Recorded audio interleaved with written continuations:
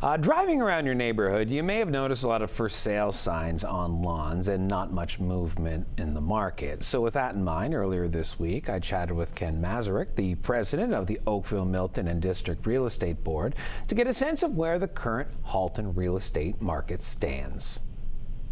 Yeah, what we've seen, it's kind of an interesting mixture of factors. We are currently dealing with record high inventory levels. So there are more properties listed on the MLS system than ever before right now.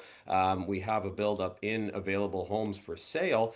The flip side we have is we've had the busiest summer in about 4 years. So we are seeing an increase of sales, but what it does come down to is there has been a buildup of inventory. So you're not wrong in that, yes, I'm seeing more for sale signs. It seems like there's more properties on the market. That is absolutely true with our high inventory levels, but we're also selling more than we have in the past years. It's just simply a matter of our inventory levels have been so high. It's taking a while for those properties to get worked through and sold right now.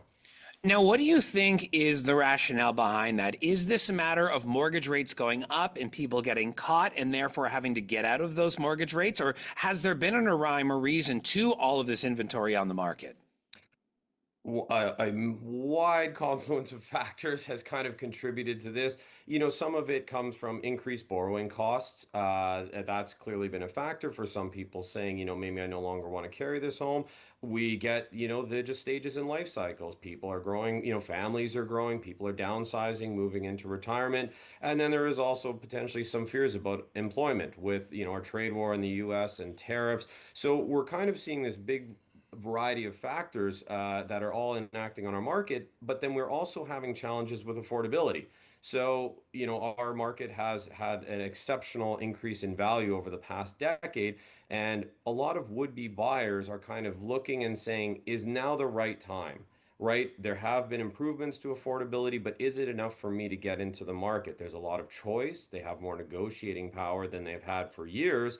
However, they're just kind of waiting to see maybe I can get it with a bit of a better interest rate. Maybe I'll get a little bit of a better deal if I hold on. And sellers are on the other side of the coin. Maybe if I wait a little longer, I can get a better price. I don't want to sell too soon. So it's been interesting in that you have a bit of a tug of war between the buyers and sellers. Buyers are hoping prices will go down, that they will continue to have more choice in the marketplace to negotiate, and sellers are holding out for, listen, perhaps the economy is going to improve once we see more sales. We've had a strong summer. Maybe that carries into the fall and into 2026. So I'm not going to, lower my price. I'm going to try and hold where I'm at to keep the value of what I believe my home is worth. Now, I don't know if you can answer this question, but I had seen trends in the past, or I've heard of trends in the past where GTA starter homes around $1 million, they were moving. And then when you got up into really high end stuff, those homes are moving as well. We're talking like 5 million plus. They're going, but there's this middle region.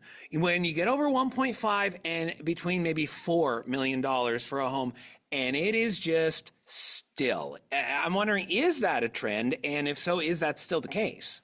It's a great observation, and yes, it's kind of as if we look at the real estate ladder, right? We kind of say that behind every $4 million sale, there's a $700,000 condo somewhere along the line. And the area that we're seeing perhaps a bit more softness is, as you mentioned, it's over that $1.5 million price point, the move up homes as they were. And a lot of that ties to a little bit of uncertainty from the condo market. And another factor that's been really important has been a change to CMHC, that's the Canada Mortgage and Housing Corporation. They increased the cap on insured mortgages to 1.5 million. So buyers that potentially would have been purchasing under a million are now able to go up to 1.5 and only have 10% down and received an insured mortgage. And that's really contributed in strength to that market segment.